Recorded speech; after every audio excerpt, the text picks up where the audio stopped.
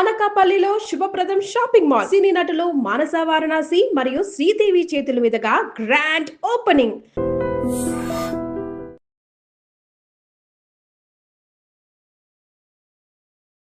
నమస్కారం, welcome to I dream. ధర్మ మార్గం విత్ విజిత కార్యక్రమానికి స్వాగతం. అయితే సాధారణంగా ప్రతి ఒక్కరం కూడా అమావాస్య అనగానే భయపడుతూ ఉంటాము. ఎక్కువగా నెగిటివ్ ఆలోచనలు వైపు వెళ్తూ ఉంటాం. అమావాస్య అనగానే ప్రత్యేకించి ఆదివారం అమావాస్యతో కలిసి వచ్చింది అంటే ఇంకెక్కువగా భయపడుతూ ఉంటాం. నిజంగా ఆదివారం అమావాస్యను కనుక మనం ఉపయోగించుకుంటే మాత్రం చాలా మంచి ఫలితం ఉంటుంది. ఏ రకంగా అంటే చాలా మంది దిష్టి తగిలింది అని చెప్పి అంటుంటారు. ఈ దిష్టి వల్ల చాలా ఎక్కువగా ఇబ్బందుల పాలవుతూ ఉంటారు. అయితే ఈ దిష్టికి సంబంధించి ఆదివారం అమావాస్య రోజున గనక మనం కొన్ని రకాల పరిహారాలు గనక చేస్తే మాత్రం చాలా మంచి ఉపశమనం లభిస్తూ ఉంటుంది. అయితే ప్రతి ఒక్కరు కూడా ఇంట్లో చిన్న చిన్న రెమెడీస్ అయితే చిన్న చిన్న ఇంటి చిట్కాలు పాటించి దిష్టి తీస్తూ ఉంటారు. అలా చేసినా కూడా చాలా మందికి ఉపశమనం కలగదు.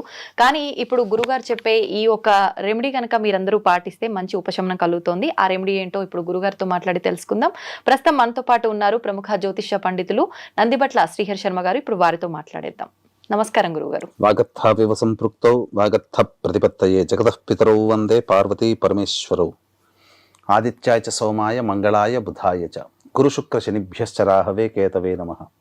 శృంగేరి జగద్గురు పీఠాధిపతులకి కంచి పీఠాధిపతులకి నమస్కారములు తెలియజేసుకుంటూ కార్యక్రమాన్ని ప్రారంభిద్దాం.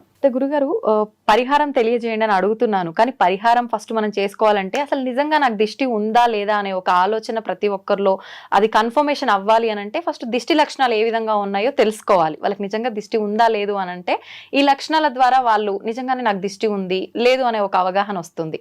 ముందుగా అసలు ఆ లక్షణాలు ఎలా ఉంటాయో తెలియజేయండి. ఆ తర్వాత మనం పరిహారం గురించి మాట్లాడుకుందాం. తప్పకుండానమ్మా. అసలు పూర్వకాలం నుంచి కూడా అనాదిగా వస్తున్నటువంటి ఆచార సాంప్రదాయాల్లో దిష్టి అనేటువంటిది కూడా ప్రముఖమైనటువంటి స్థానం. సాధారణంగా మీరు అన్నట్టుగా చాలా మంది కొట్టిపడేస్తారమ్మా, దిష్టి ఏమి లేదు, ఏముంటది, మనలో ఉండాలి కదా అని చెప్పేసి అని. కానీ ఇది చాలా ప్రాముఖ్యత. నేను వ్యక్తిగతంగా అనుభవించి నేను కూడా కొట్టివేశానమ్మా. నాకు తెలవనంత వరకు నేను దాన్ని కొట్టివేశాను. కానీ దాని ప్రభావాన్ని చవి చూసి ఆ ప్రభావం చవి చూశాను చాలా సందర్భాల్లో, కానీ రిమూవ్ చేసుకోలేకపోయాను, బాధపడుతూ వచ్చాను.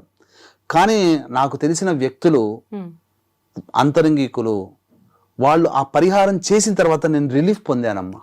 అప్పుడు నేను నమ్మాను. అప్పుడు నేను అంతవరకు నేను కూడా నమ్మలేదమ్మా. నమ్మిన తర్వాత నుంచి చాలా మందికి చెప్పడం, అలాగే అరే అవకాశం వచ్చినప్పుడల్లా ఇటువంటి దిష్టి తీసే సందర్భాలు కొన్ని మాత్రమే ఉంటాయి. అందున అమావాస్య రోజున తీసుకోవాలి. అందున ఆదివారం అమావాస్య వస్తే చాలా అద్భుతం.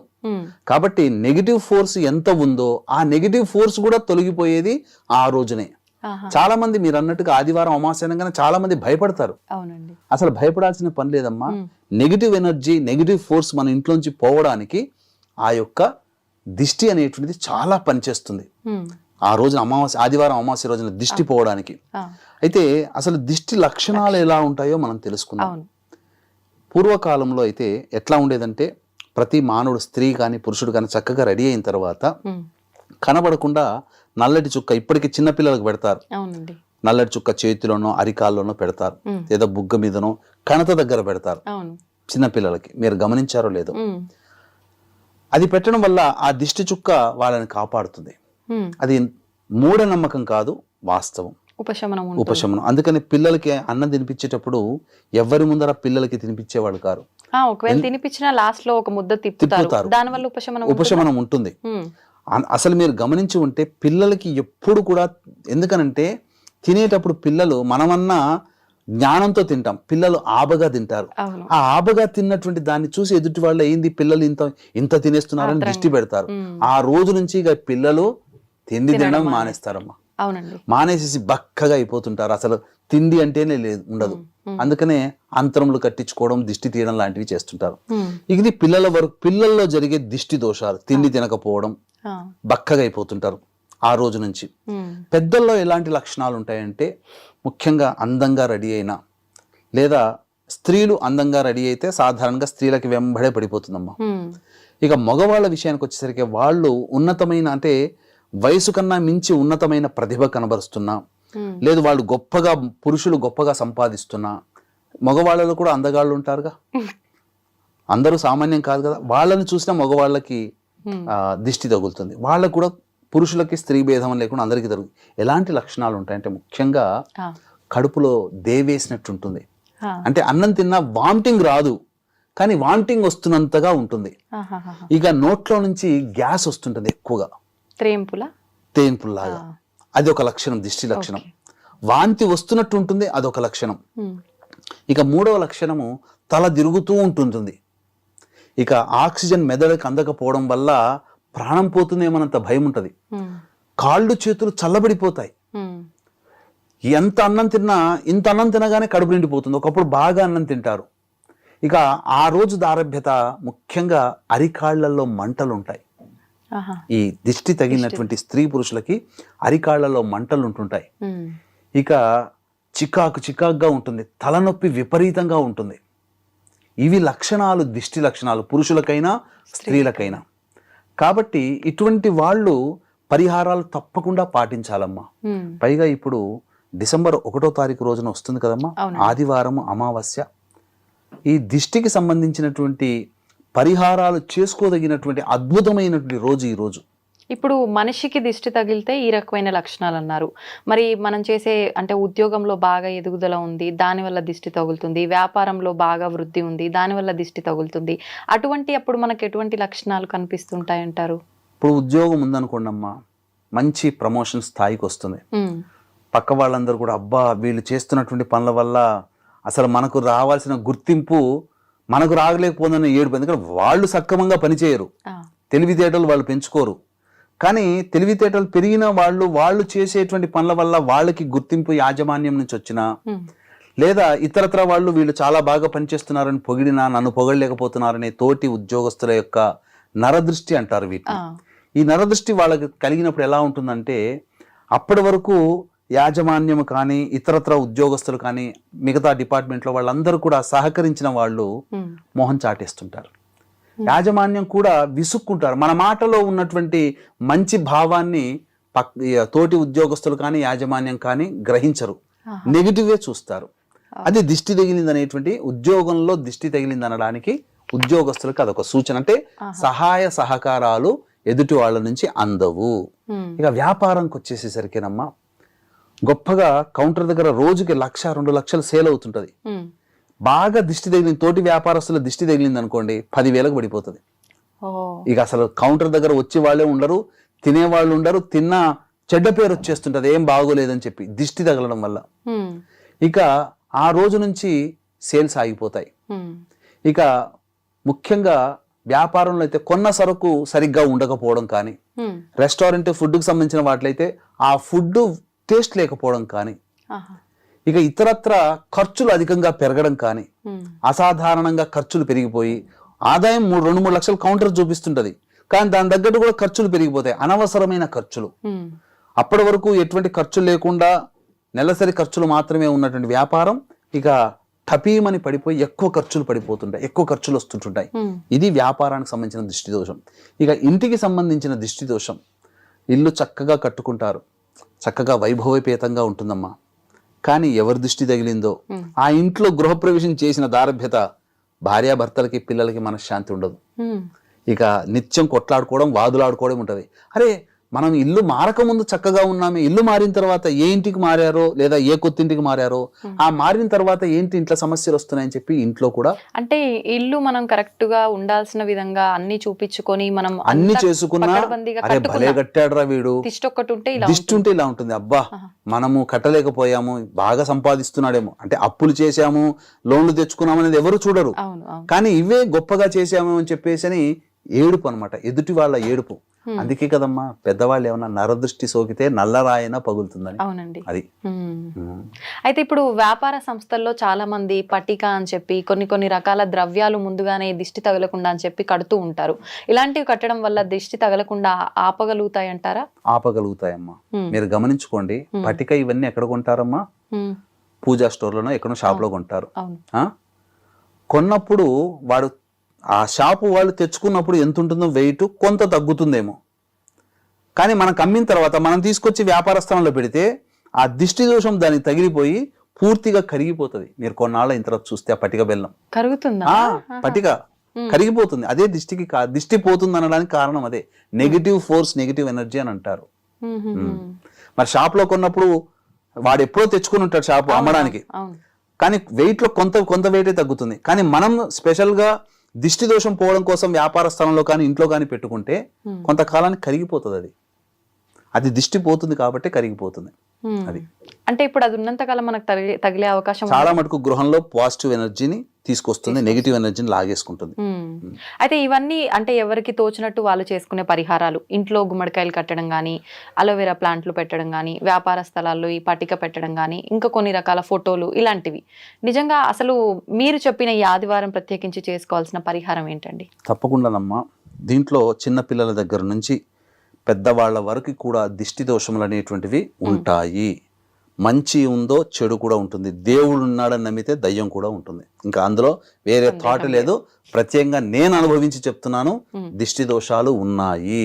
అయితే దిష్టి దోషాలకు సంబంధించి పరిహారాలు చేసుకునేటప్పుడు వీక్షించేటువంటి ఐడ్రీమ్ ప్రేక్షకులకి, మన ప్రేక్షకులకి అతి సులువైన, ఇంట్లో చేసుకోగలిగే అతి సులువైన మార్గాల ద్వారా చక్కటి రిలీఫ్ పొందవచ్చునమ్మా.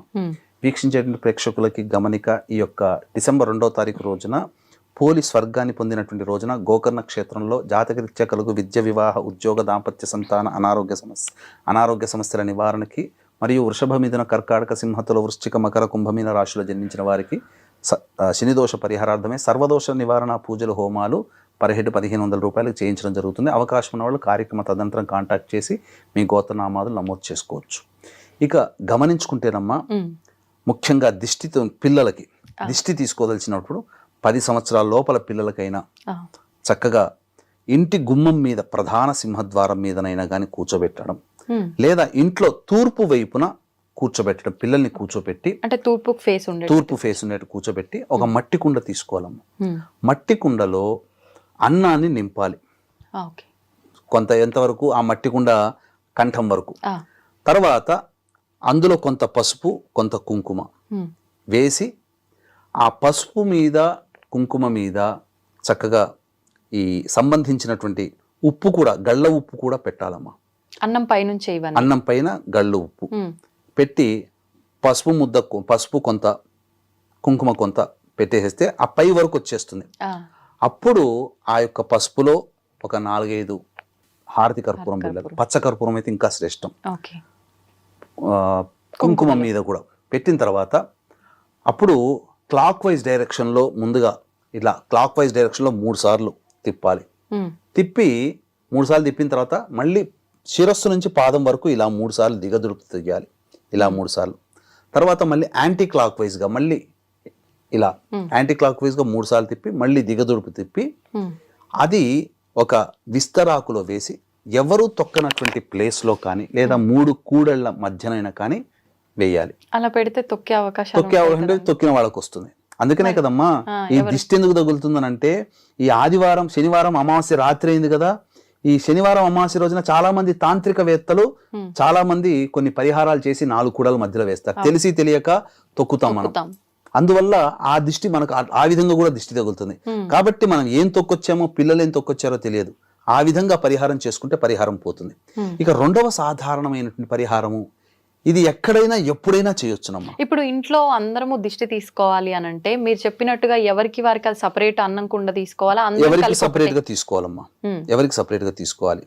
లేదు, అందరూ కుటుంబ సభ్యులందరూ కూర్చున్న తర్వాత ఎవరికి వారు సపరేట్ తీసుకున్న తర్వాత బూడిద గుమ్మడికాయ, మంచి గుమ్మడికాయ కాదు, బూడిద గుమ్మడికాయని కూడా ఆ విధంగా పచ్చ కర్పూరం వేసి కుటుంబ సభ్యులందరికీ కూడా, 4గురికి దిష్టి తీస్తారు కదా, బూడిద గుమ్మడికాయని 4గురికి తిప్పి 3 సార్లు క్లాక్ వైజ్, మళ్ళీ పైనుంచి కింద దాకా అందరికి, మళ్ళీ యాంటీ క్లాక్ వైజ్ 3 సార్లు, మళ్ళీ పైనుంచి కింద దాకా దింపి బయటికి వెళ్ళి కొబ్బరికాయ కొట్టినట్టు కొట్టేయాలి.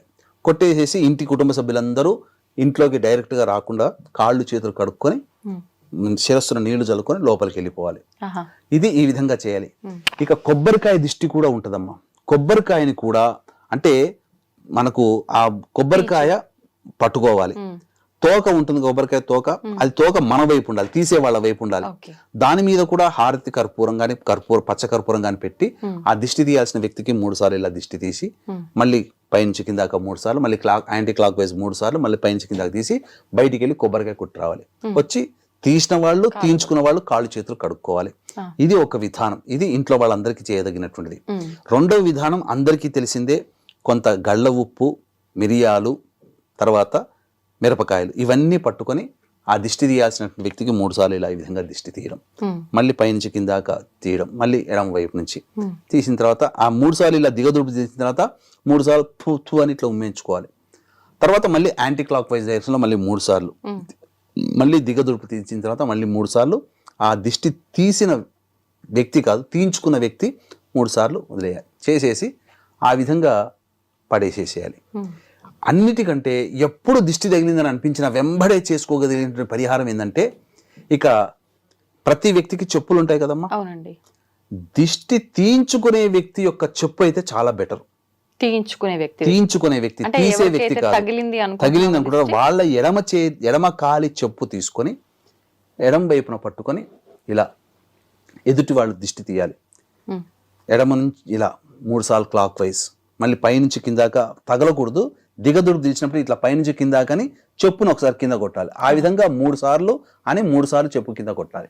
మళ్ళీ ఎడమ వైపు నుంచి ఇలా తిప్పి మళ్ళీ పైనుంచి కింద సాకి ఇలా ఒకసారి, మళ్ళీ పైనుంచి ఇట్లా రెండోసారి చెప్పు ఇట్లా 3 సారి ఇలా గనక చేసినట్లయితే వెంబడే వెళ్ళిపోతుందమ్మా.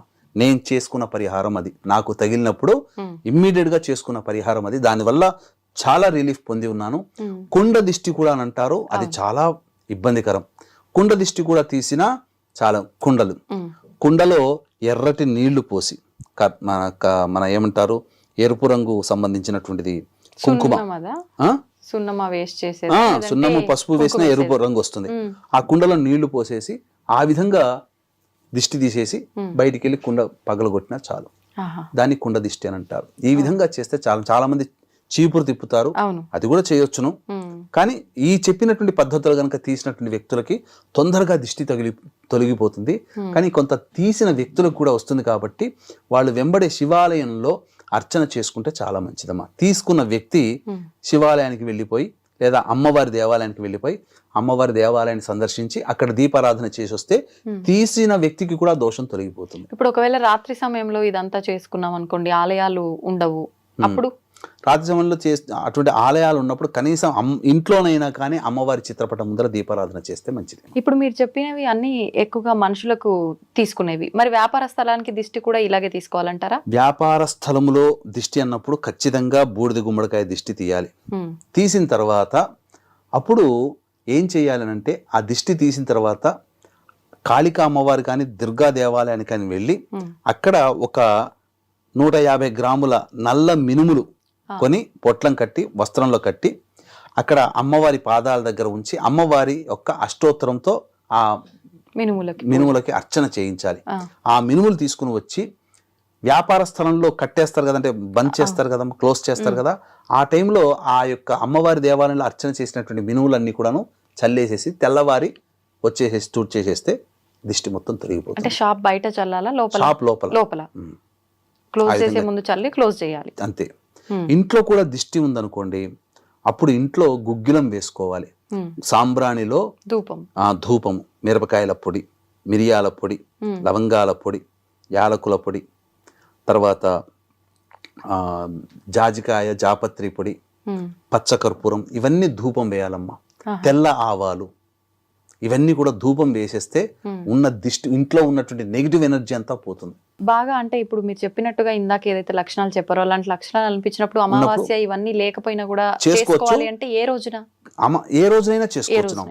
కానీ ఇప్పుడు వచ్చే డిసెంబర్ 1వ తారీఖు రోజున వచ్చే అమావాస్య ఆదివారం కదా, చాలా విశేషము. మామూలు రోజుల్లో అమావాస్య రోజున చేసుకోవచ్చు అమ్మా, ఈ ఆదివారం అమావాస్య ఇంకా విశేషం అమ్మా. ఓకే, అయితే ఇప్పుడు దిష్టి అనుకుంటాము, దృష్టి అనుకుంటాము, రెండిటి మధ్య వ్యత్యాసం ఏంటి? దిష్టి వేరు, దృష్టి వేరు. దృష్టి అని అంటే దృష్టి వల్లనే దిష్టి కలుగుతుంది. అంటే మనం ఆ దృష్టి పడ్డప్పుడే కదా దిష్టి తగిలేది, దృష్టి వల్ల పుట్టేది దిష్టి.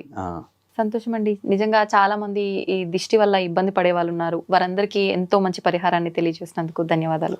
సర్వం శ్రీ ఉమామహేశ్వర పరబ్రహ్మార్పణమస్తు.